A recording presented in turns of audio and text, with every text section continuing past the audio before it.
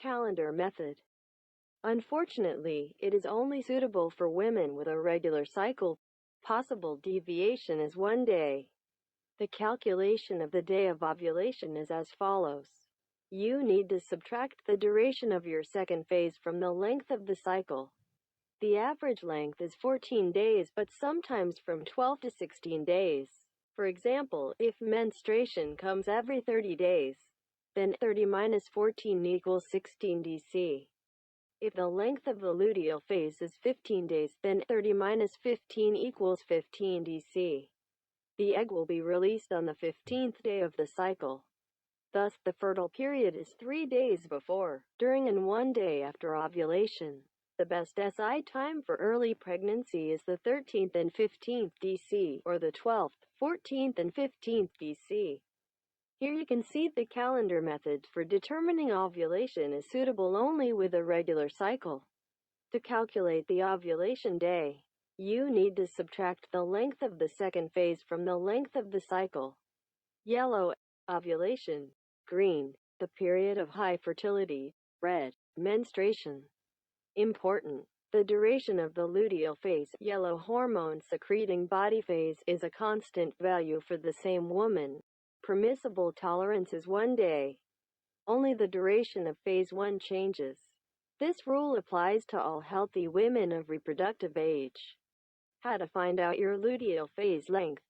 To do this, you need 2 or 3 cycles to determine the exact date of ovulation. How many days will pass after it until the first day of menstruation, such as your duration of the luteal phase? Why determine several cycles if phase 2 is constant? This is necessary to confirm the correctness of your calculations. There are 2 ways to do this. 1.